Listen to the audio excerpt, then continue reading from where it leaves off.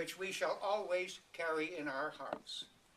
We thank thee for all that he has meant to those who were near and dear to him through the ties of family and friendship. Above all, we are grateful to thee for teaching us that while the body is mortal, the soul is immortal. Though the outward form we knew and loved be removed from our sight, we have the assurance that thou hast taken to thyself his soul, which is the enduring essence of life. This conviction thou hast implanted in us through thy holy word, which is the great light of masonry.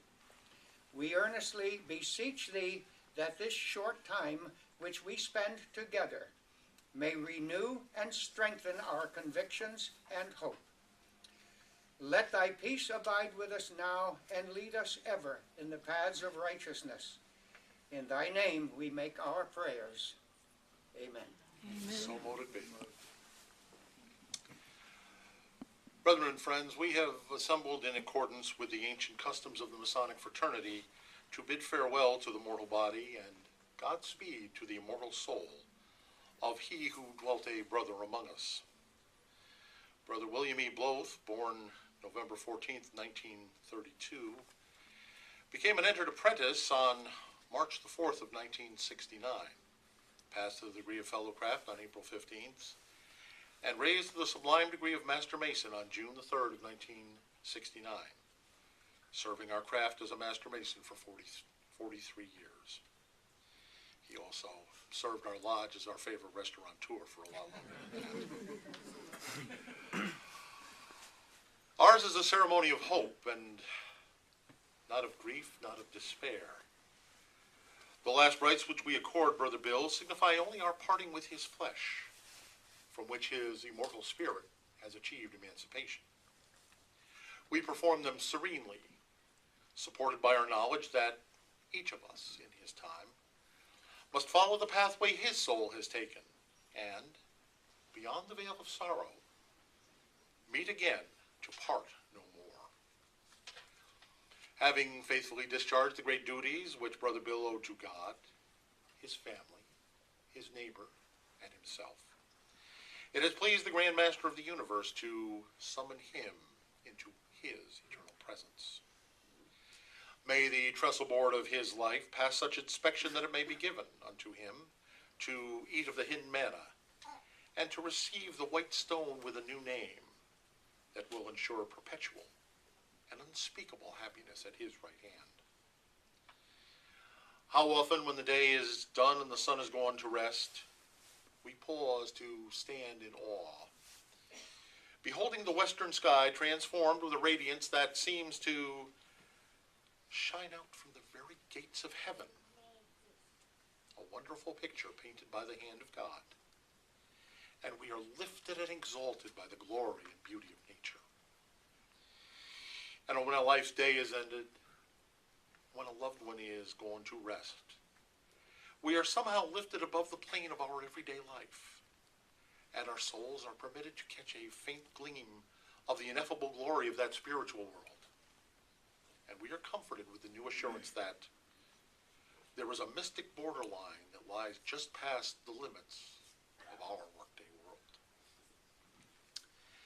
The lambskin, or white leather apron, is an emblem of innocence, the badge of a Mason.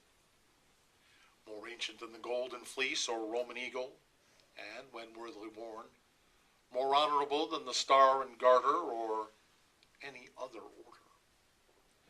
Its pure and spotless surface is an emblem of innocence, a reminder of purity of life and conduct, a never-ending argument for nobler deeds, for higher thoughts, for greater achievements. This apron, a symbol of service, is a recognition of one who has served faithfully and well. The evergreen, which once marked the resting place of the illustrious dead, is an emblem of our faith in the immortality of the soul.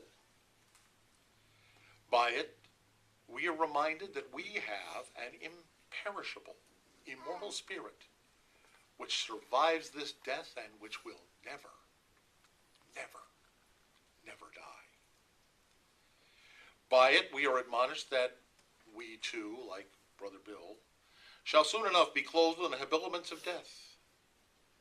Yet, through the loving kindness of our Supreme Grand Master, we may confidently hope that our soul shall flourish in eternal spring.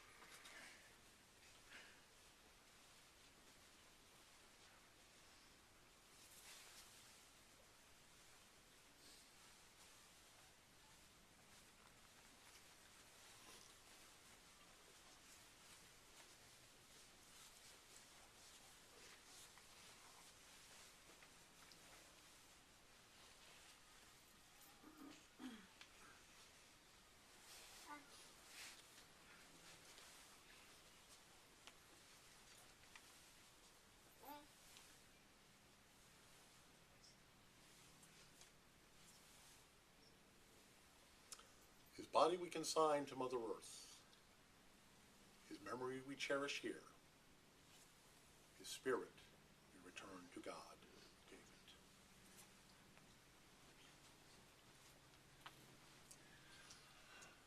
My friends, the thoughts of this hour are and should be solemn thoughts. Yet they should not be heavy with the weight of woe nor clouded with grief. They should rather be solemn with the moving of great ideas and of deep emotions which stir in the hours when we are brought face to face with the great realities that underlie our existence. The body of Brother Bill will be committed to the kindly embrace of Mother Earth in a profound sleep that shall not be disturbed. But his spirit has winged its flight to that blissful lodge which will remain open during the endless ages of eternity. In that heavenly sanctuary, the mystic light, unmingled with darkness, will reign unbroken and perpetual. And there, amidst the sunbeam smiles of immutable love, under the kind guidance of the all-seeing eye, and by the infinite grace of Almighty Father, we shall meet again. To the family and friends of our departed, we tender our heartfelt sympathies. He was our brother, and we are deeply sensible of the aching void which is caused by his passing. May he who never forsakes those who put their trust in him ever have you in his holy keeping. And so now we say, let him sleep. We say neither good night nor goodbye, but good morrow, brother. Confident in the knowledge that this seeming end is but the sleep of a winter time, and that the bud even now is swelling to a glorious blossoming. So let us be unceasingly grateful for every God-given virtue which the life of Brother William Bloethe expressed, and let us be comforted and sustained by the assurance that life goes on unbroken and uncorrupted, and that God alone is the light and life of man. As the soul attends the celestial lodge, there remains for a few hours more among mortal men that physical being wherein dwelt the spirit while upon the earth, by whose teachings of masonry the passions have been subdued. A link in the chain of Masonic brotherhood has been broken. Death has severed that chain without a sound. The soul which was that link has departed the earth. Death has come to a brother master mason. Masonry cannot help him now, for as he stands before the supreme architect, there to be judged by the squareness of his work.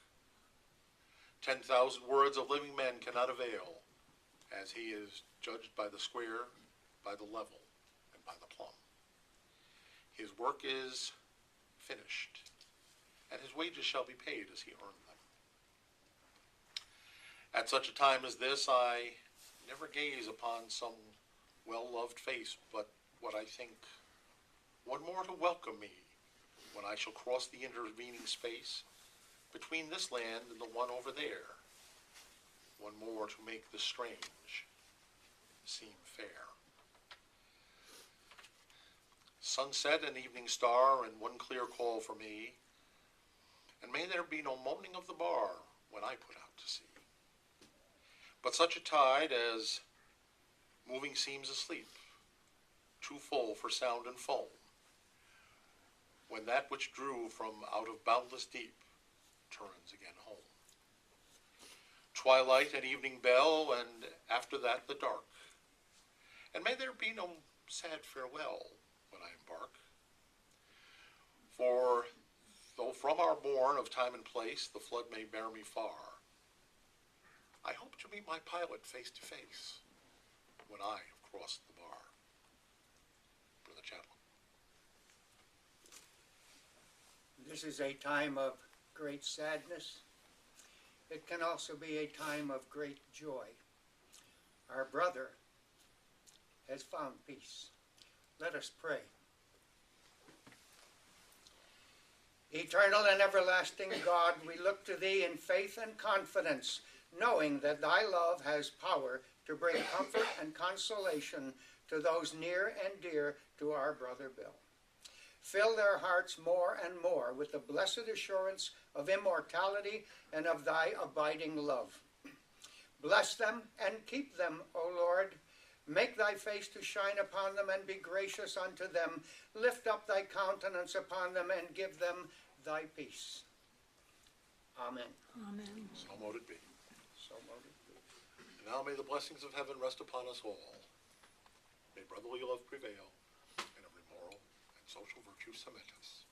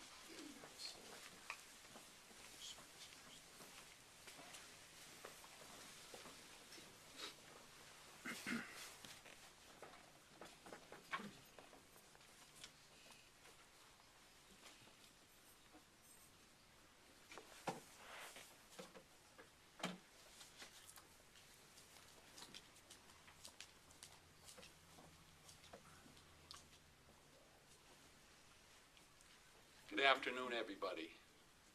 My name is Reverend Jim Crowley, and I have the pleasure for the last 40 or so years of knowing the family. At this time, I want to extend my sympathy to Ruth and her family and thank them for allowing me as a friend to be here. I also would like to thank all of you who are close to the family for being here today, because this is a room filled with family and close friends. There's no greater tribute to a person in death to have people come and gather together for the sole purpose of saying, we miss you, we love you. Now, how could you not love Bill? Think about it. He's been so much of your life. How many people have shared some of the greatest meals they have ever tasted in his restaurant? and they'd walk away saying, that is memorable. That is an art form. You see, there's a number of art forms in the world. There's painting, there's literature, and there's cooking.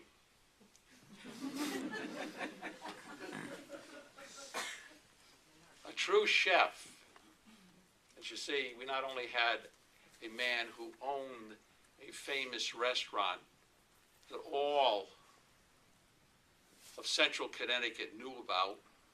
It was part of their lives, part of their holidays, part of their anniversaries, a birth of a child, and in so many cases, a loss of a loved one.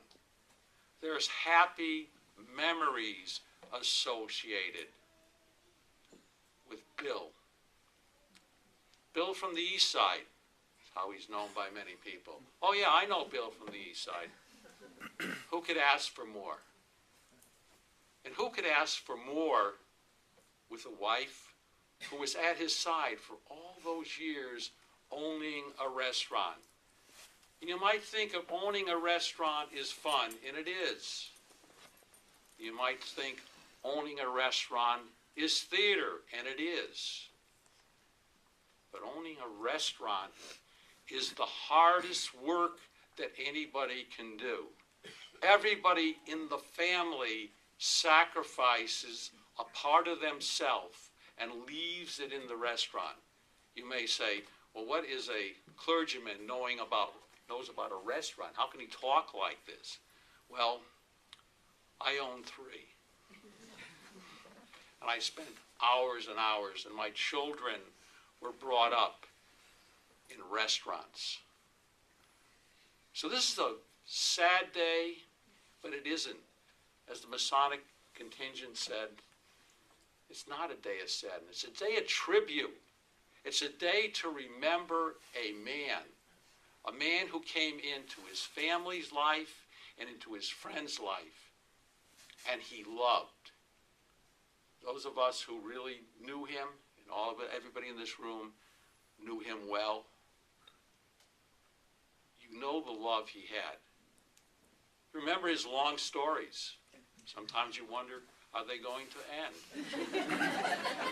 His sense of humor, that was something else. And his love of music. You listened to the music and sometimes said, how can he listen to that over and over again? But he did. He loved it.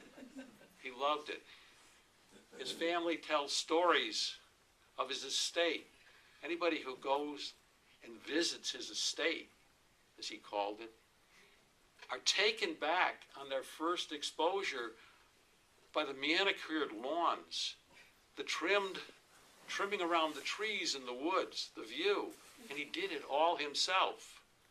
I don't know where he found the time. He found time to go to Fisher's Island, to work in the store, to work the deli counter. How did he find that time? To spend time with his grandchildren. His grandchildren loved him. Poppy was loved by all. So what do we have? We have today a special day. We have a number of people in the family and friends who want to come forward and say something about Bill. Bill from the East Side.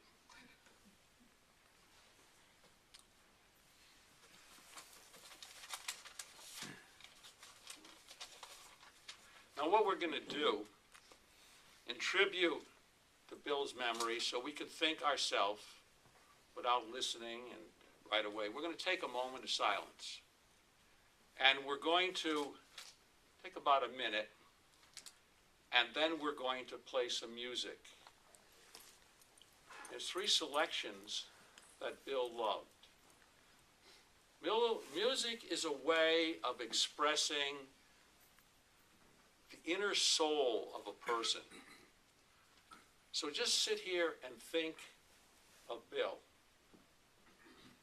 Spend time thinking how he affected you as an individual, as a person. Don't fall too deeply into sadness, because Bill wouldn't want that.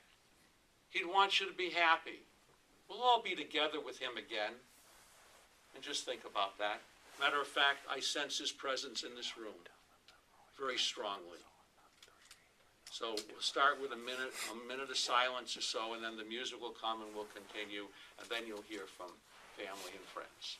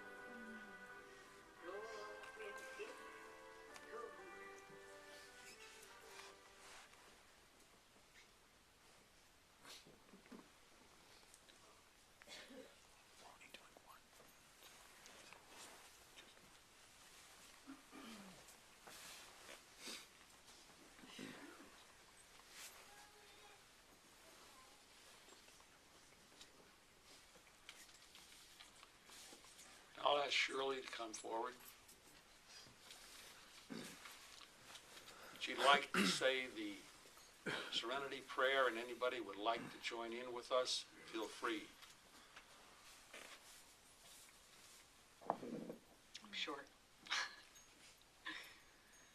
God, grant me the serenity to accept the things I cannot change, courage to change the things I can, and the wisdom to know the difference. All right. Yep. I want to thank everybody for coming today to this memorial service for Dad. He would have hated that we made a big fuss about him today. And he was known by a lot of things. William Ewald Bloethe in Deutsch, Wilhelm Ewald Bloethe, Billy Boy, Bill, and Bill for the East Side, of course, for many, many years. His favorite name, of course, was Opa. Once Hunter was born, he couldn't wait to be called Opa. And from then on, Bushy's big brother, Uli's sponsor to come into this country, Uncle Billy for his nieces and nephews, and I called him Pops. A lot of people don't even know I did that. I only did it when it was him and me. He was, I'm not going to say he was. He is my rock. Dad's my rock. He lived his life by design. He was steady. He was humble. And it's appropriate that he lives on a big rock out in Kensington. They had to blow up the rock to build the house. They had to blow up the rock to build the pool. It's nice that he lives on a rock. I think it's great. He had a lot of great sayings, as a lot of you have probably heard over the years. Things like, to the ladies on Fisher's Island, are you sure you don't want a full pound of Swiss cheese? There's a lot of holes in there.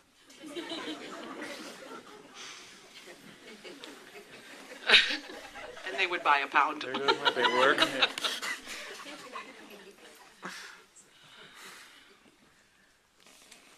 They wintered out in California. They were snowbirds all winter for the last 12 years. They fit a lot of living in the last 12 years since they retired from the East Side. People came over. We all visited. We came out to visit 2 weeks at a time, a few days at a time. Different events that happened during that time, like we surprised Mom for her birthday for her 75th. We all showed up at her doorstep. I think it was 14 of us, and stayed for 2 weeks. But they loved it, and they loved having people over. Dad still loved cooking. He cooked all the time, even out in California. Cameron's going to share with you a little bit about that in a few minutes, about his little interesting ways out in California. They handpicked oranges and grapefruits for breakfast or snacks, and driving around in the golf cart and his bicycle. He had a lot of talents. Meat cutter was just one of them. He ran the deli at Billy's place. He was the star butcher. And Helene and Shalene will fill you in on stories of their own memories that Dad brought to us. Moving forward has been tough. Just these last few days, I thought I'd have another good, solid 10 years with this man. He was healthy as a horse. He worked every single day. He just cut my lawn on, I think, Monday. We went out to dinner at the East Side on Tuesday. We're at the Great Taste on Wednesday. He was fixing Hunter's yard on Wednesday night. He came home. He had dinner. I never would have expected this on Thursday. That was just the biggest shock of my life.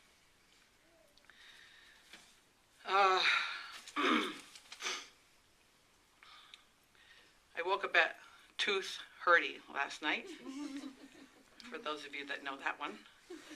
And I wrote for about a half an hour.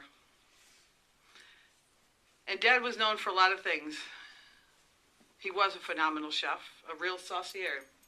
He could duplicate any gravy or sauce when he tasted it. He had a gifted palate. He knew all the ingredients. He could tell you everything that was in that sauce or that gravy when he tasted it, if he was at another restaurant or another place. He taught us all hard work and discipline as a life lesson. As Opa, he was brought to life. He couldn't have been prouder of his grandchildren. His life was their special light in this world.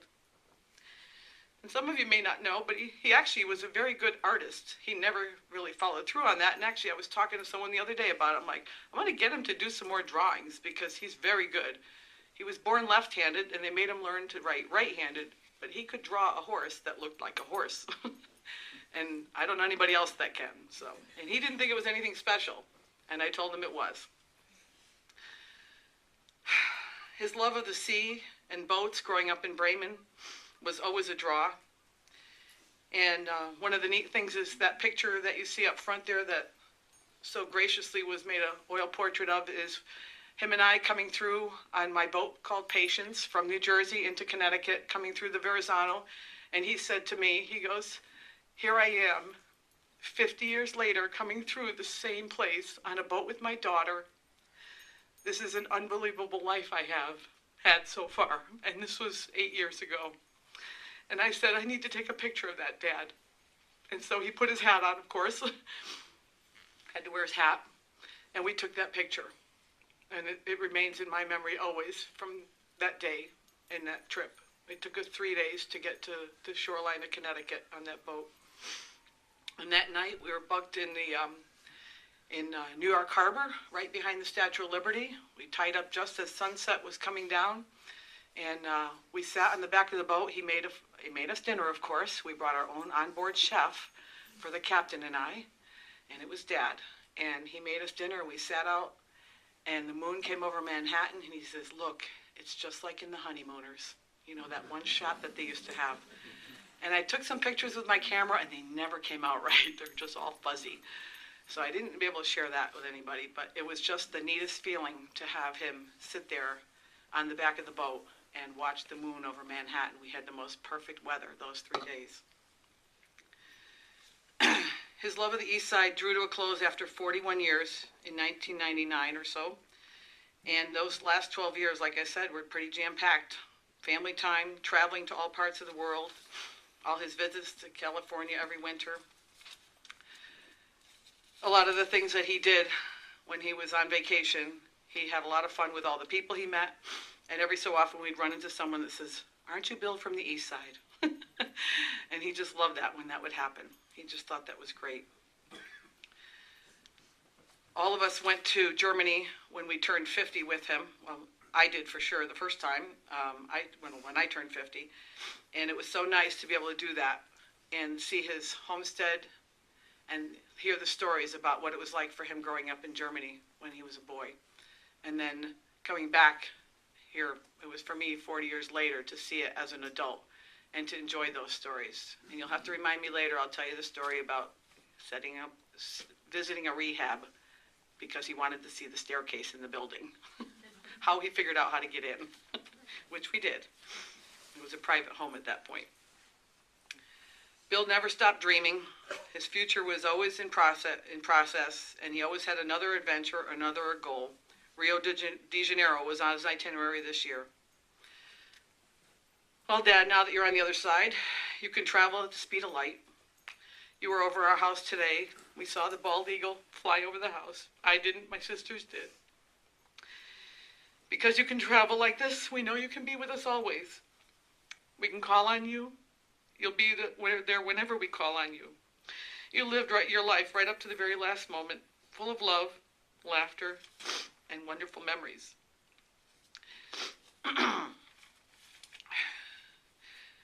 A lot of the things that he liked, like his dogs. We had started out with Terry. Then we had, I think, 4 Fritzies in a row, all shepherds. A little Jessie, Zuzu, Rose, Jackson, Remy, Rocky, and Hiram. And I might have missed a couple. We always had dogs. Who else? Langau. Oh, my little Langau. And Max.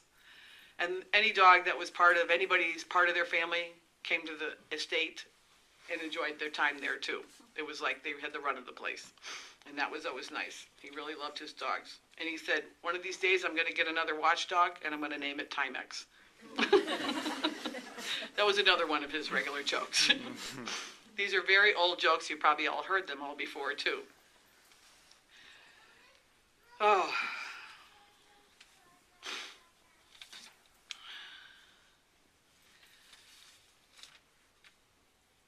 Dad never liked to be the one to decide whether or not there was going to be a party. But as soon as Mom said there was one, he joined in. He probably, like I said, wouldn't like us to make a big fuss about him today. Like, I'm just a man.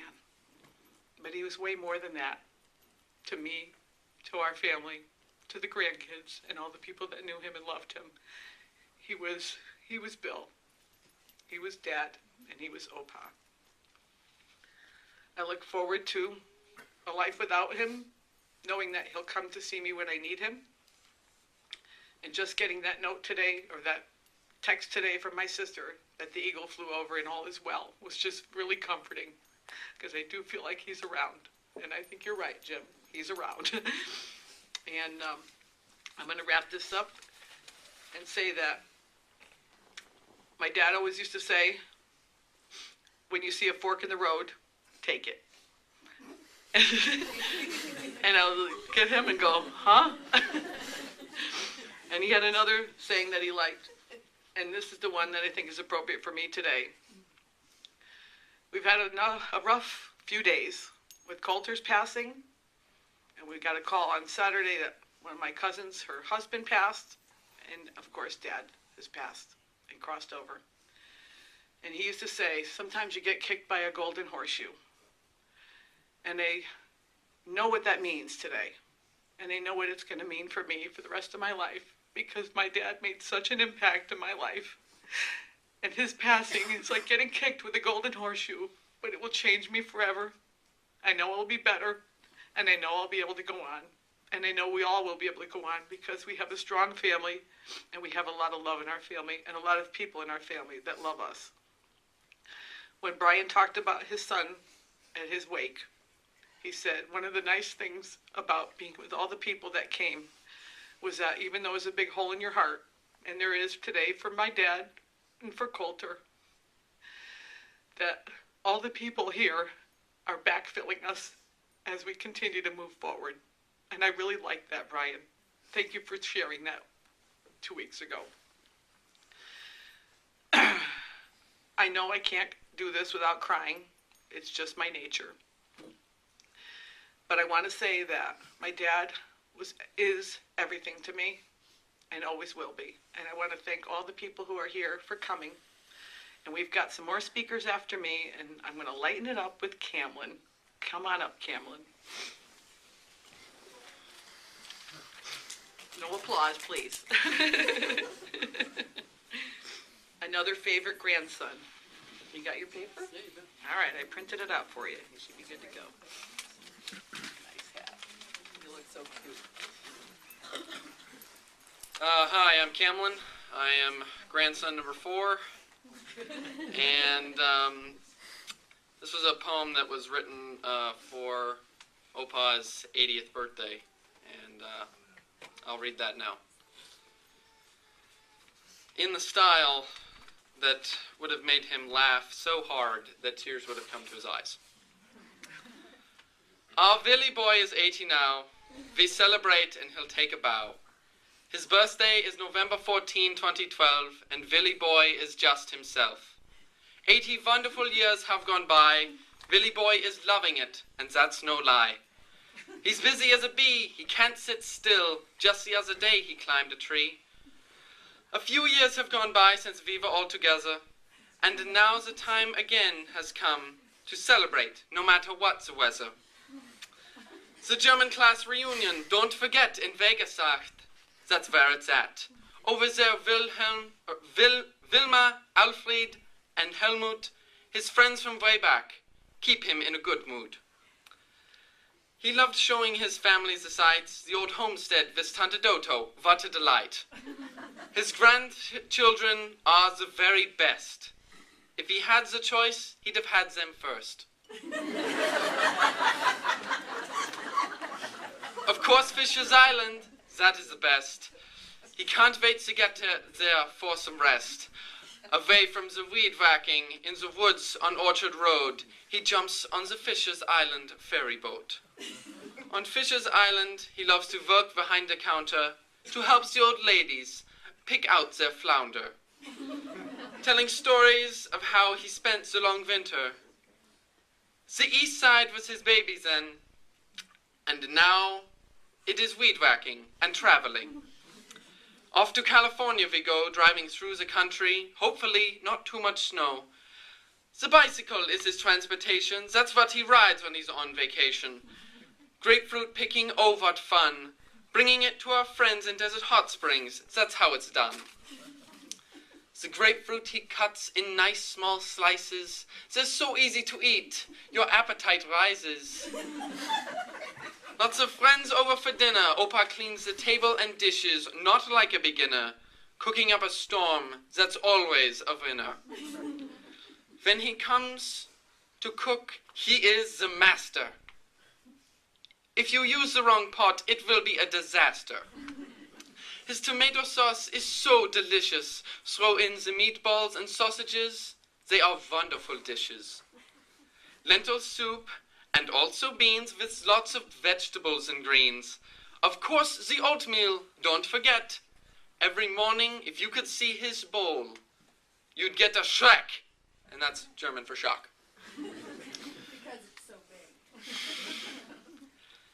He loves the old movies and the casino. If he's not a winner, he gets points to go to dinner. Cleaning the yard at Shirley's store without any direction. When he's done, he calls her for a short arm inspection. He loves his computer, Skype, and the phone. So if you try to reach him, you'll get the busy tone.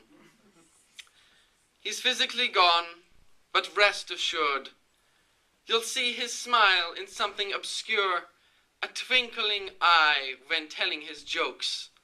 That special way he had of comforting folks. If you want to reach him online, for sure, type in Golden Gate East Side Willy Boy Tour. You may have a long wait, but be patient, my friends. There is a light years of space between us and them. Take time to tell those present today that you love them dearly. Willy Boy did each day.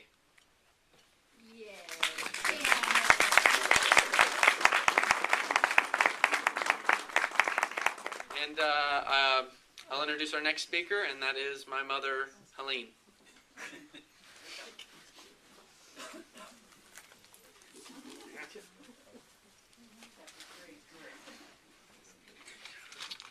I'm Helene, and I just flew in from Montana on Saturday, and ever since then I kept waking up with things, and first of it was things my father taught me, and this just came out. So things my father taught me: live simply with just a few belongings and even fewer clothes. Wear the favorites until they don't fit right, or just sew in an extra jean panel. Take care of your teeth. They are with you for your lifetime.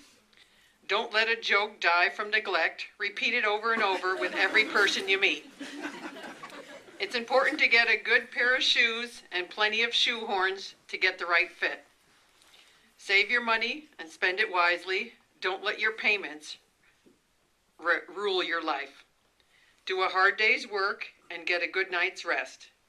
Don't cheat at Chinese checkers, and pay attention to your opponent.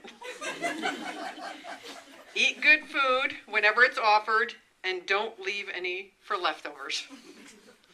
If you can get something for free, like a roadside couch or a bag of grapefruit, take it, make use of it, eat it, or just bring it over to someone else's house for them to deal with. Spend time with your children and travel with them often. And leave this earth with no regrets and at the top of your game.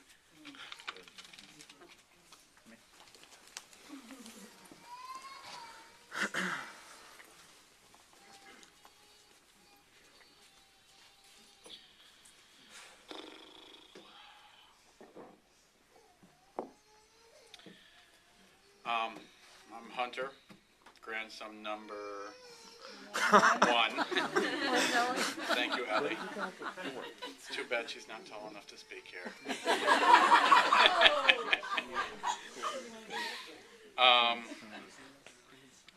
You know, on a serious note, for me, he did a lot.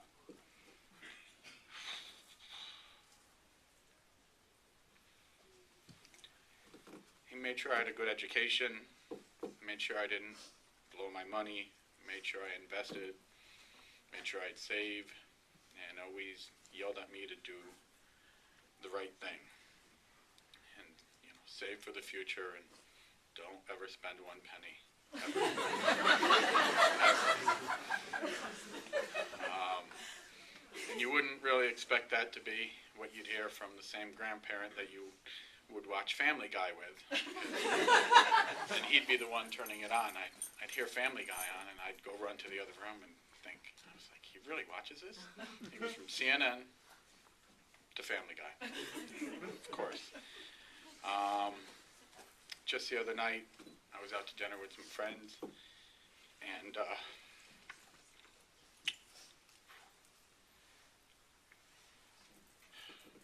down in Essex. And we look up at the table next to us, and there was a picture of the Hapag-Lloyd boat. Opa's favorite boat, and I believe it's the one he came over on, or it's the one he worked on when he came over. And I took a picture at the restaurant and emailed it over to him, and he completely forgot about the 2 emails I'd sent him prior about some of the work I was doing down the street on the building he helped me get, and quickly responded about the boat, and it was a pretty funny moment. I'm very fortunate for the times I've had with him. I'm glad he was able to get online. He loved the computer. He's still mad that Oma doesn't even know what goes on there. He thinks she's missing half the world. Skyping, emailing, nonstop, all the time. Computer viruses. I will miss knowing that no one will ever say to me, my grandson is a genius, ever again. Or tell me that I look like a Greek god, but apparently he said that to Shalene as well, so. I guess I wasn't that special with that one.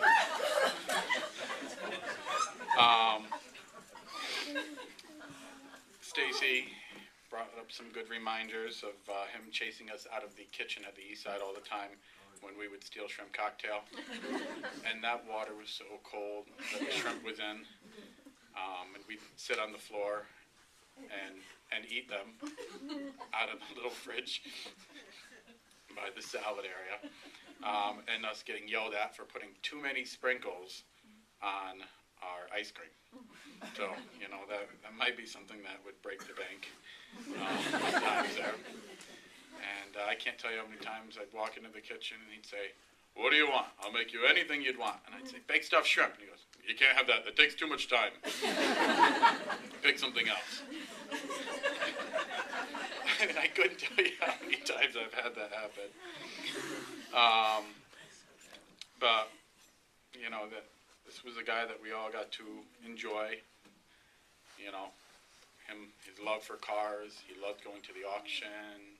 When we would go to the auction out in California every year when they would have that, kind of half-assed auction, he loved it. It was just fun. I brought him over to the big one over here in Connecticut before, and he loved it. California won't be the same. The post office down there won't be the same with him mailing out grapefruits. Once the U.S. Postal Service put out the TV commercial, if it fits, it ships. He would say that all the time. And he would get the boxes and load them up with grapefruits. And he'd say, now I don't have to bring them back. It costs $9. It ships anywhere. And he would go there a couple times a week on his bicycle and ship grapefruits across the country. So there were definitely some great times. As for the unexpected timing of our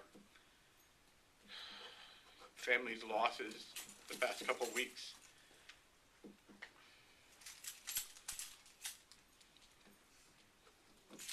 I'm sure that Opa and Coulter would be the first ones to remind us that the horses don't ever come in the order that they're supposed to. I don't know where that came from. Right when we came in, I got yelled at for texting from Kelly, and I was writing that down. You know, I was sitting there, I looked at Coulter, and I looked at Opa, and I just said, huh, I said, that kind of makes sense. And so like the bald eagle that you guys saw, you know, he's always around, and I really, really hope that he'll be around when we order our meal at the East Side in a little while. So, I guess I'm done. I'm trying to read through this handwriting. I'm not sure who's next, because I don't even see my name on here. So, whoever wants to come up next. Ellie, are you coming up? Oh. Is Crystal here? Bill. Why don't we have Bill Bloethe?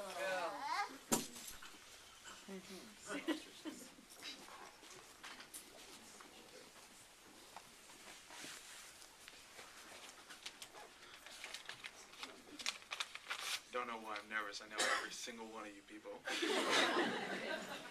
I had this whole thing written out, and pretty much was all said by previous speakers. But I'm grandson number 2, grandchild number 5. For the last 5 years, I've worked with my dad on Fisher's Island, and I was honored to work with him. And not only did I work with him, I lived with him in a small apartment above the store, and that was the best, honestly. It was better than going back to my own apartment, because in my own apartment I never have anybody telling me what time it is. You know, because I would come home trying to be quiet, and he'd be like, Bill, it's 3 a.m. I'm like, trying to be quiet, coming home from someplace on the island, who knows. And so I always knew what time it was, and he would always make sure I was up in the morning. That was a nice calls on him. Him doing his arm exercises. He did these like arm punches. It was awesome. But like that always woke me up in the morning. Swiss cheese is out.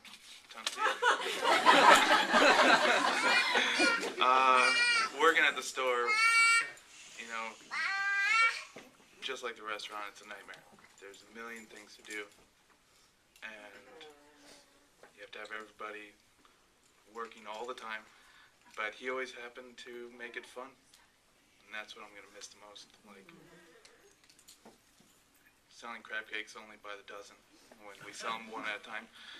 But people, as he would say, there's a sucker born every day. Yelling at me for keeping my Nikes on too long because I got hot feet. Finding random pairs of shoes in the cooler, who knows? Goodness, there's more highs and lows about Opa, and he'll be forever missed, never forgotten. And I know that he loved every one of you. Because I was like his little, he always talked to me. Because I was always there. Just like 5-6 years, every day. So that's really cool. I learned a lot about a lot of people. And I know that he loved each and every one of you. And I'm happy that he had such an impact on so many people's lives. And I can see that by people who showed up here. But rest in peace, Opa.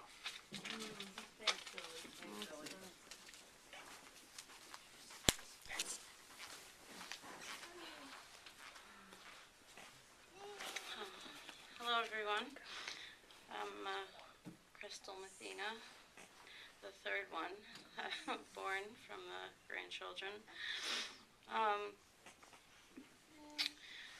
Basically, I took a long time to think about what I wanted to say today. Bye. And what kind of words could even describe the type of relationship we had and that he had with everybody. And it was difficult because even though his actions really showed how he felt about his family more than his words did.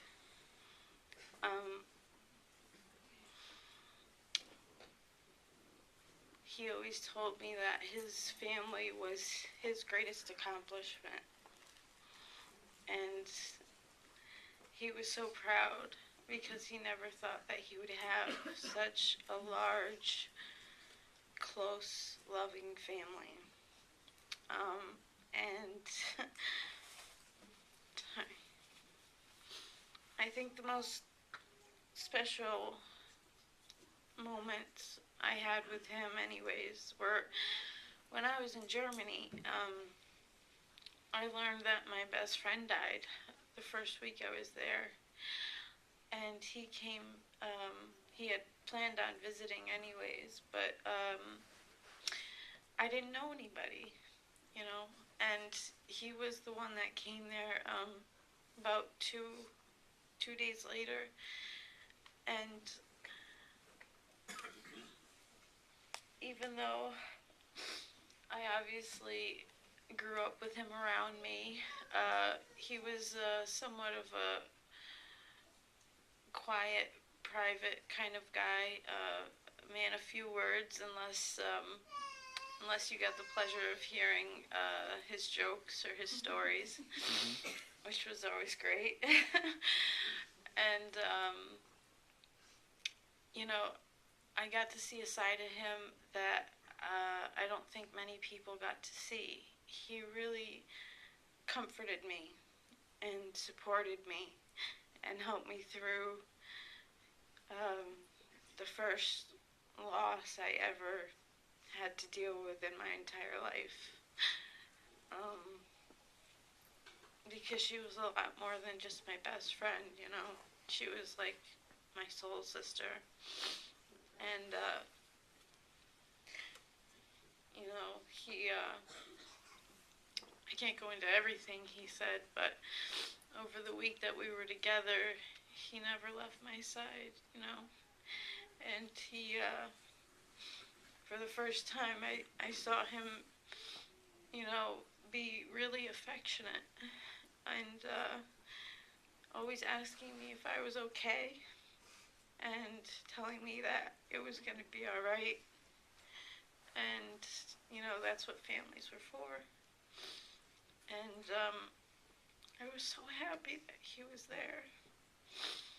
And I also got to see all these wonderful places that he brought me to, that he grew up as a kid, you know. The river that he used to swim in with his dad. I met his tante Dodo, who basically raised him along with his father, and you know, he brought me to a lot of nautical places because he had a fondness for the water and boats, and I do too. So it was great, and I'll never forget. We went into the souvenir shop. He bought this this glass this glass bottle with a boat that was built in it out of, you know, wood. And he went on and on about how he thought it was so amazing how they did that. And it actually helped me a lot through the years in picking out